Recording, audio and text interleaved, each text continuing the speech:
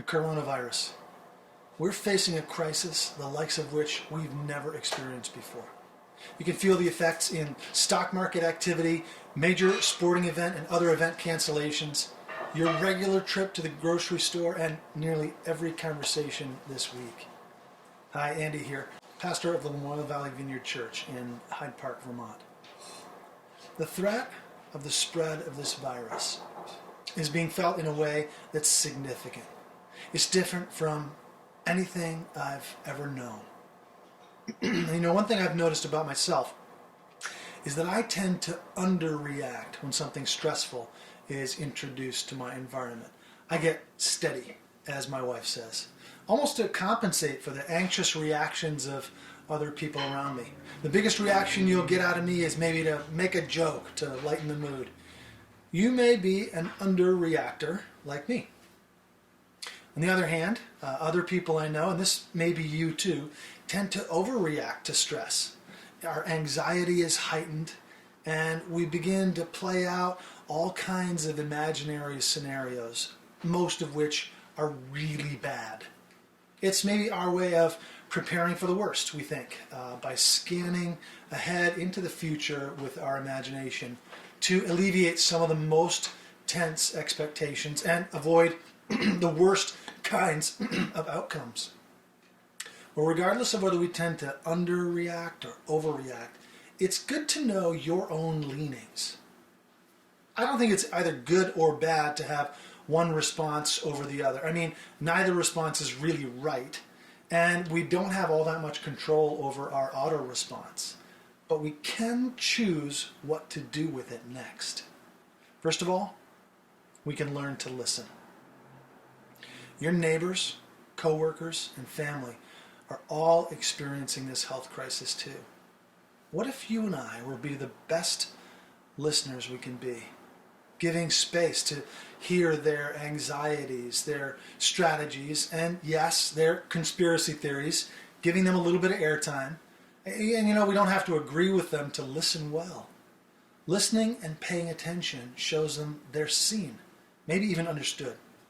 If we can listen and remain unanxious ourselves, we can affirm their experience, regardless of our own automatic response or where we agree or disagree with them. I want to suggest too, if you're a follower of Jesus, you can also choose sacrifice instead of selfishness. Now, there's nothing wrong with protecting and providing for yourself and your family, so don't mishear me.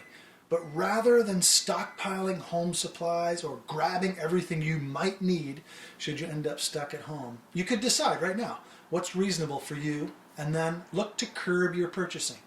Or maybe even consider how you might take from your own personal store, your own supply, and serve someone nearby.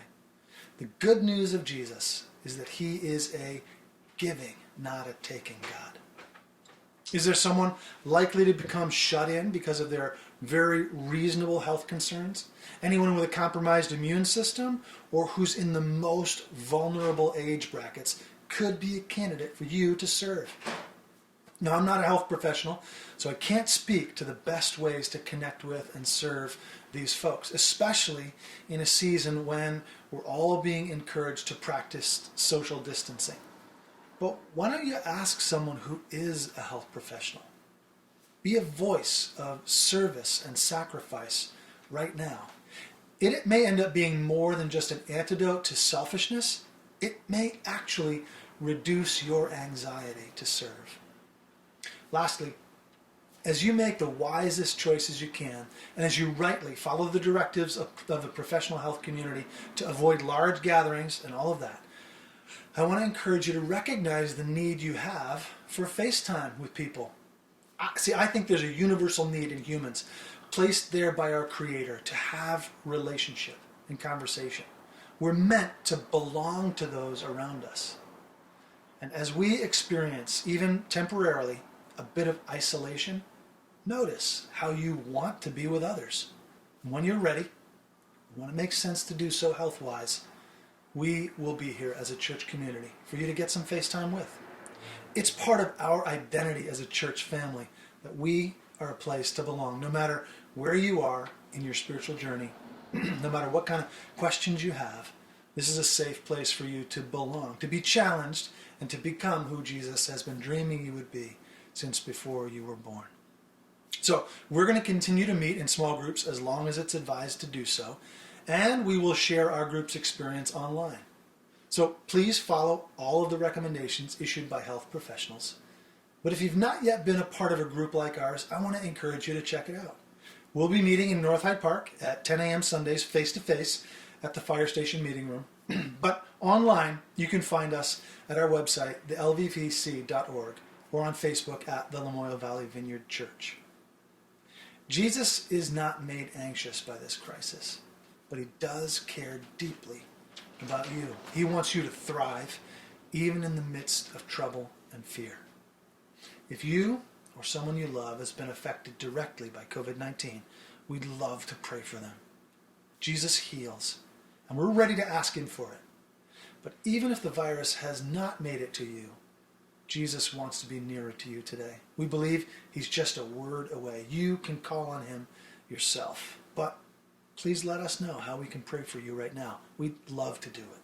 You can contact us via the lvvc.org or on Facebook at the Lamoille Valley Vineyard Church. God bless.